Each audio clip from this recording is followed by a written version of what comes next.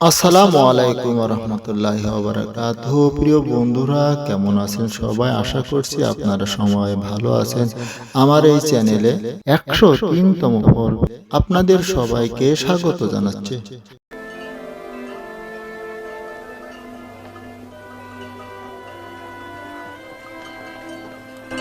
ওই যে ওইখানে মিশরের সীমান্ত।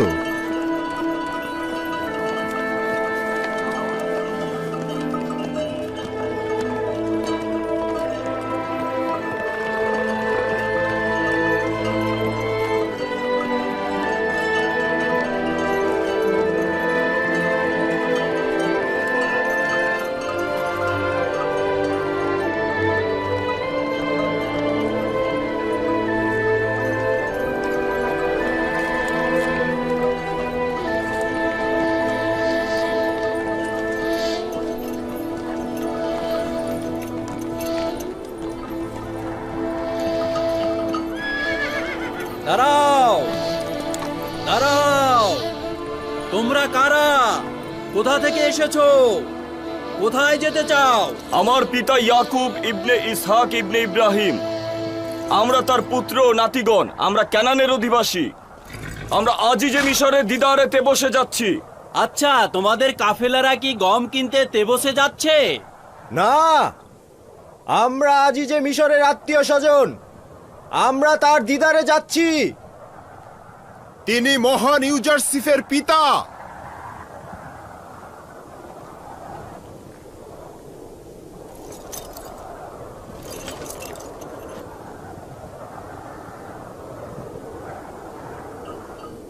আবার কি হলো? আগে তো খুব সহজেই এই এলাকা অতিক্রম করতাম। তাড়াহুড়ো করিস না, দেখি ব্যাপারটা কি।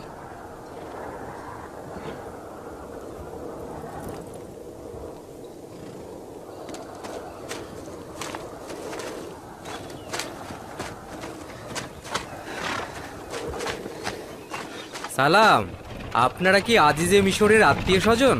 হ্যাঁ, সেরকমই। আমি হচ্ছি হাকিম ইউজারশিপের বিশেষ পেইক।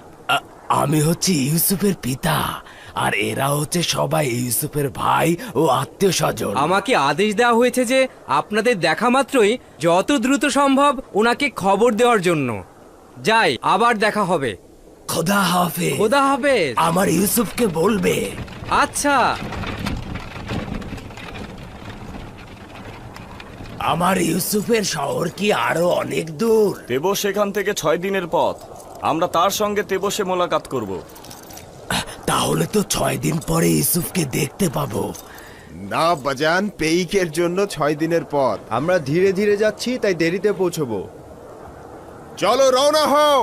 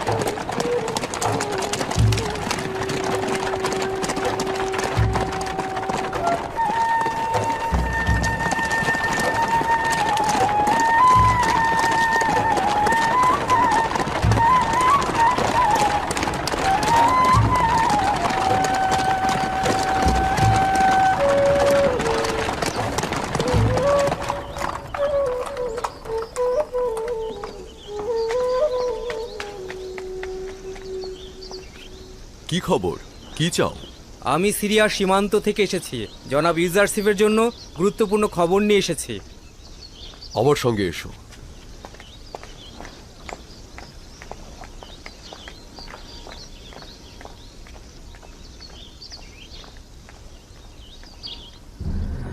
মহান রাব্বুল আলমিনের ইচ্ছায় অতি দ্রুতই দুর্ভিক্ষ শেষ হয়ে যাবে।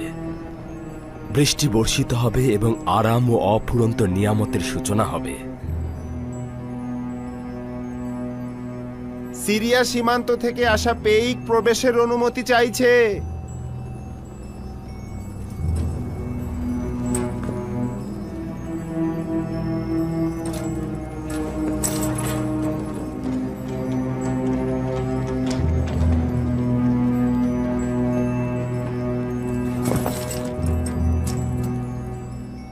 দরুদ মিশরের পরাক্রমশালী বাদশাহ আলী জনাব অখনাতুন।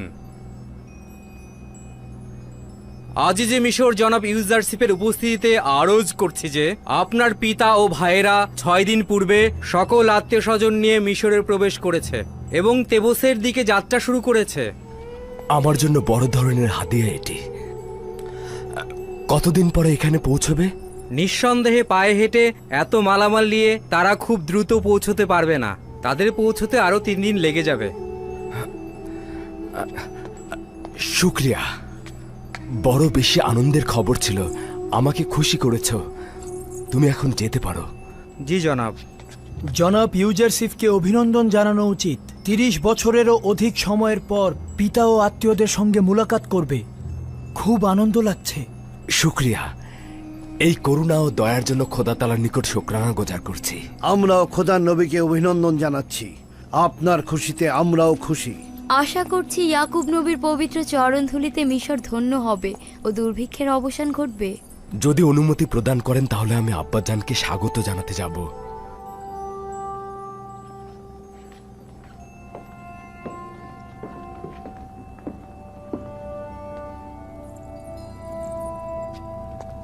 হরেন হোপ, সম্ভাবনা আছে ইউজারশিপ তার ভাইদের স্বাগত জানাতে সতর্ক থাকবে এবং রাজমহল এড়িয়ে যাবে। আদেশ দিন পুরো শহর যেন সজ্জিত করা হয় এবং জনগণ যেন স্বাগত জানায়। আদেশ শিরোধার্য।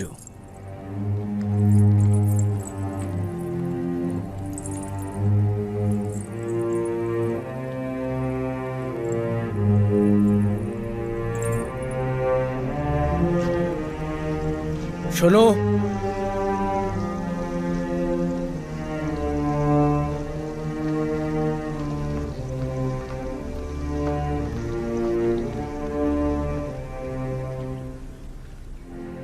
পুরো শহর সজ্জিত করতে বলবে। ইয়াকুব নবী ও তার গোত্রদের স্বাগত জানাতে সকল সৈন্যকে প্রস্তুত করো। জো হুকুম।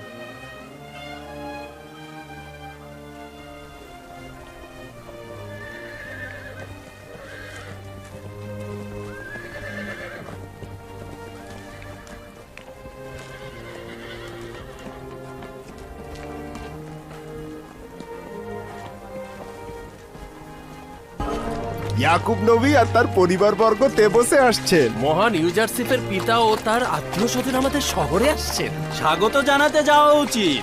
আসলে জনাব ইউজারশিপের প্রিয় মানে তো আমাদেরও প্রিয়। চলো তাদের খোশামদেদ জানাতে যাই। ইউজারশিপের প্রতি আমাদের কর্তব্য রয়েছে। তারা 40 বছর একে অপরের থেকে দূরে ছিল।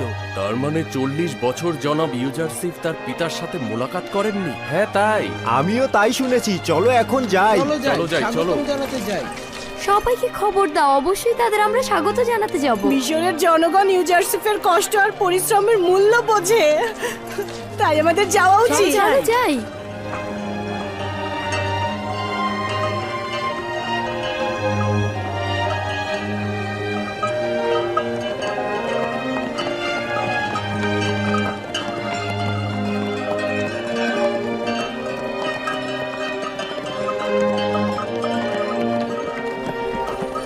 আব্বাজান দেখেছেন? ওইগুলো কি পাহাড়? না আব্বাজান। না না না না, হ্যাঁ প্রকৃতপক্ষে ওগুলো তো মানুষের তৈরি মনে হচ্ছে। জি আব্বাজান, ওই 3টি পিরামিড। এই পিরামিডের ভেতরের কবরে মিশরের ফেরাউন সমাহিত আছেন। এই পিরামিডগুলো পৃথিবীর সবচাইতে জাঁকজমকপূর্ণ স্থাপত্য শৈলী।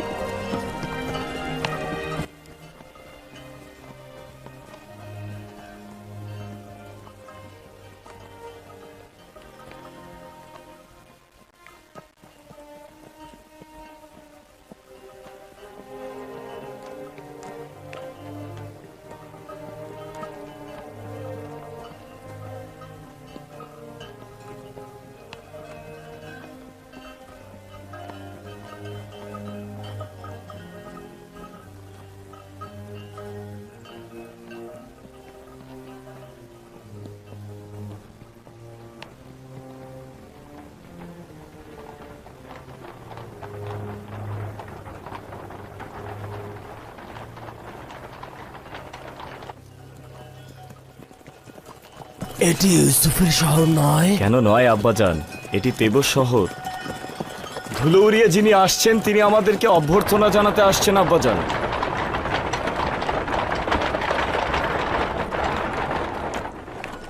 কিন্তু সে তো আমার ইউসুফ নয়। না আব্বাজান, উনি ইউসুফের দেহরক্ষীদের প্রধান রুদামুন।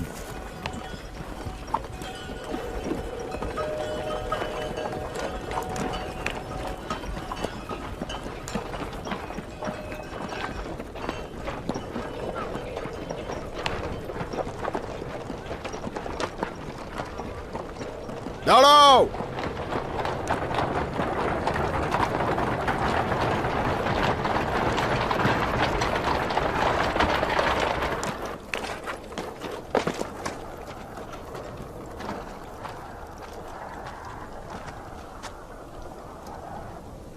দরুদ ইয়াকুব নবীর উপরে। দরুদ মিশরের নাজাত দাতা, রিজিক দাতা জনাব ইউজারশিফের পিতা। ইউজারশিফ? আমার ইউসুফ, খোদার দরুদ তোমার উপর। আজিজে মিশর এবং মিশরের জনগণ আপনাকে স্বাগতম জানাতে আসছেন। ইয়াকুব নবীর কাছে তাগাত করছি তিনি যেন ওই সুউচ্চ জায়গায় অবস্থান করে সম্মানসূচক সংবর্ধনা গ্রহণ করেন। এখানে কি অসুবিধা? বুঝতে পারছি না। আপনার কাছে তাগাদা করছি, যতক্ষণ না আজিজে মিশর আসেন ততক্ষণ আপনি ওখানে অবস্থান করবেন।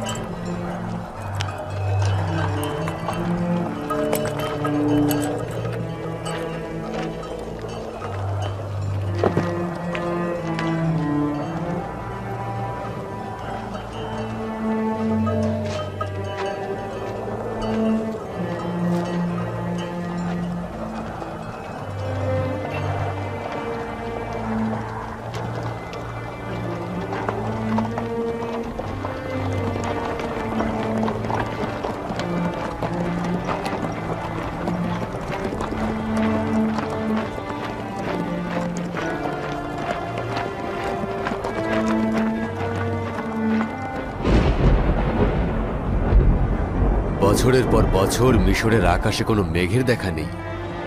বাতাসও কেমন যেন অস্থির হয়ে গিয়েছে। মনে হয় এটা আমাদের হৃদয়ের ঝড় বাতাস। বাতাস সুসংবাদের বেগ। আমার দিলের আনন্দ উল্লাসে সেও আমার সঙ্গে শরিক হয়েছে। হে পরওয়ারদিগার,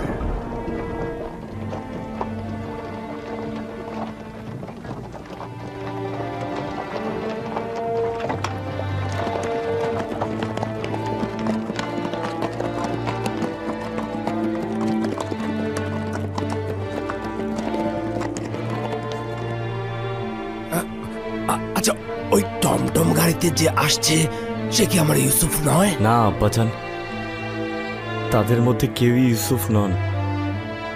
আসবে আব্বাজান, আসবে।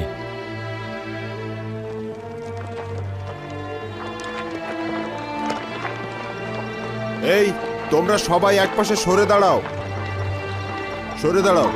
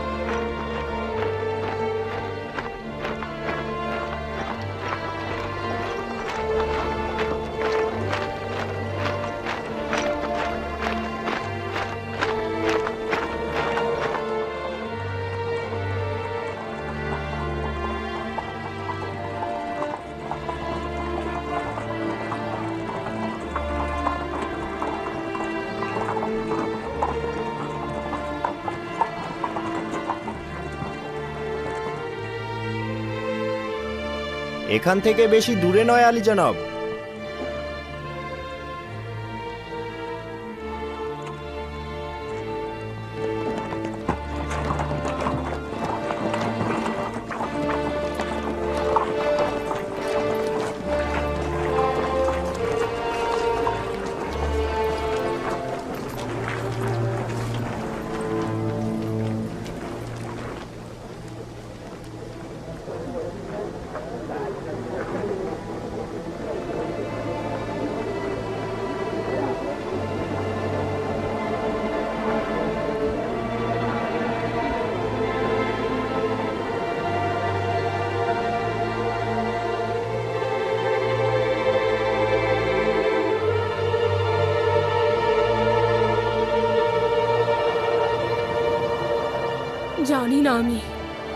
জানি না আমি ইউসুফের দিদার তিনি কি করে সহ্য করবেন।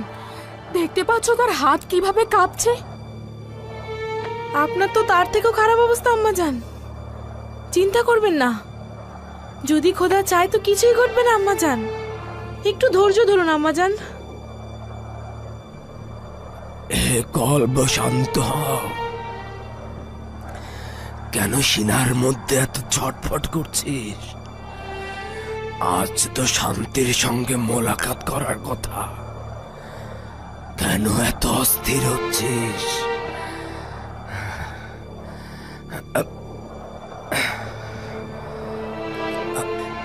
কেন তোমাদের ভাই এখনো আসছে না?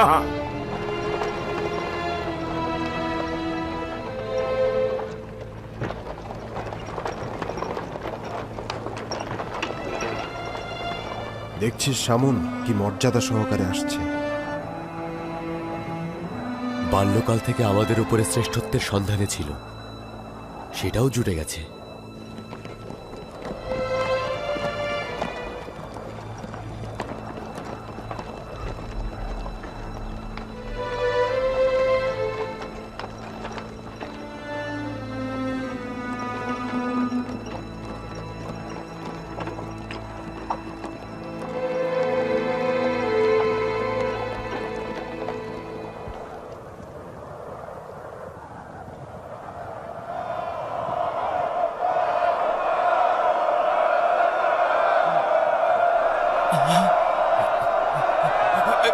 এই তো আমার ইউসুফ, আমার ইউসুফ।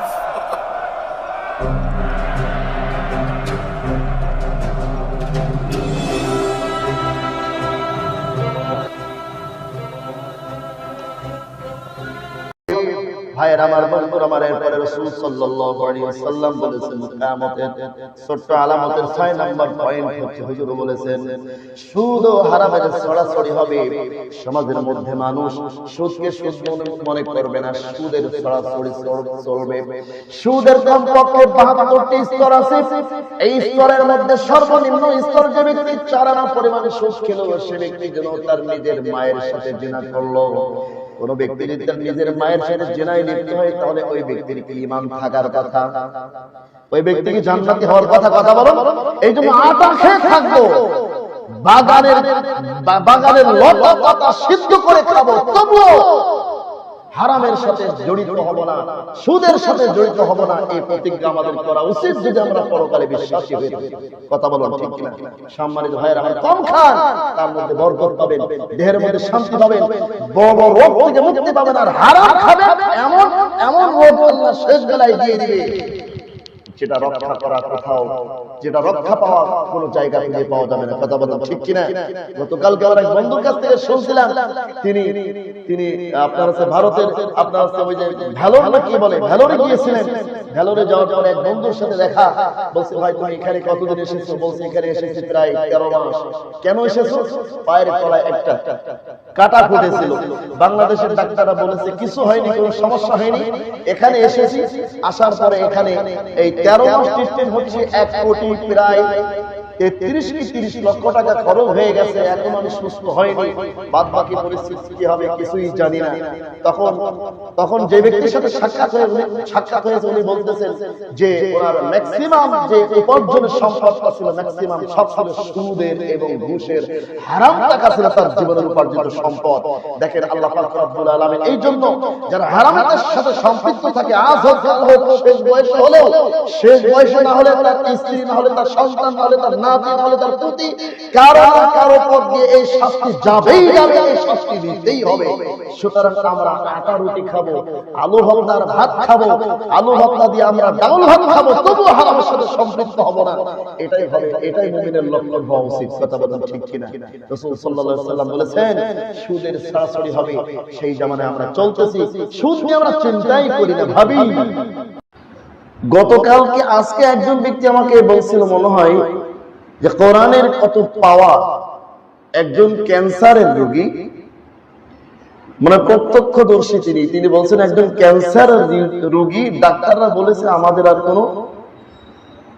আর কোনো ট্রিটমেন্ট নাই, আমাদের ট্রিটমেন্ট শেষ, আমাদের ট্রিটমেন্ট দেওয়ার আর আমাদের কোনো উপায় নাই, আপনি বাড়ি গিয়ে ভালো মন্দ খান।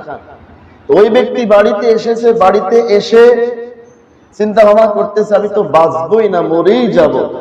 তো সূরা ইয়াসিন নিজে নিজে পড়ে পানিতে ফুঁক দেয় আর ওই পানি খায়। এইভাবে খেতে খেতে খেতে খেতে তার ক্যান্সার ভালো হয়ে গেছে। সুবহানাল্লাহ বললেন না? সুবহানাল্লাহ। ক্যান্সার কি হয়ে গেছে?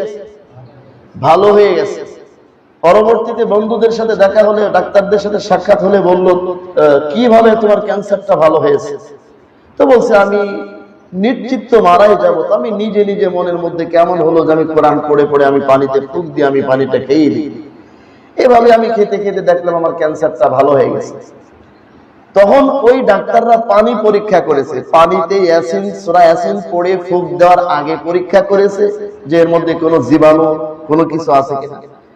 ফুঁক দেওয়ার আগে পানিতে পানি পরীক্ষা করে দেখেছে এর মধ্যে কিছু জীবাণু আছে। কিন্তু সূরা ইয়াসিন পড়ে এবার ওনারা নিজেরা ফু দিয়েছে, ফু দেওয়ার পরে এবার পরীক্ষা করে দেখা গেছে যে এতে কোনো জীবাণু নাই, সম্পূর্ণ জীবাণু মুক্ত। এটা মানুষের ট্রিটমেন্টের জন্য, স্বাস্থ্যের জন্য খুবই উপকার। সুবহানাল্লাহ, জায়গায় প্রমাণ হয়ে গেছে। তাহলে কোরআনের প্রত্যেকটি আয়াত মানুষের জন্য শেফা। কথা বলুন ঠিক কিনা? এই কোরআনের আয়াতগুলি এই জন্য আমাদের বেশি বেশি পড়ার দরকার। কিন্তু আজকে কোরআন থেকে মানুষ অনেক দূরে। কোরআন মানুষকে শিফা দিবে, মুক্তি দিবে, মানুষকে নাজাত দিবে, আত্মার প্রশান্তি দিবে, সেই কোরআনের প্রতি মানুষের ন্যূনতম ভালোবাসা নাই, সেই কোরআনের প্রতি ন্যূনতম মানুষের আকৃষ্ট নাই। কোরআন থেকে মানুষ অনেক দূরে চলে গেছে। সঠিক কোরআনের বুঝ না থাকলে, কোরআনের মর্ম জানা না থাকলে কোরআন আসলে মানুষ তেলাওয়াত করতে চায় না, পড়তে চায় না। মানুষ বিভিন্ন জায়গায় কোরআন শেফা হিসাবে সেটা বিশ্বাস করতেও চায় না। কথা বলেন ঠিক কিনা? আল্লাহ তাআলা আমাদের সকলকে বিপদের সময় পাপের চিন্তা যখন মনে উদয় হবে তখন আমরা যেন আল্লাহ তাআলার সাহায্য চাইতে পারি। আউযু বিল্লাহি মিনাশ শাইতানির রাজীম বলি।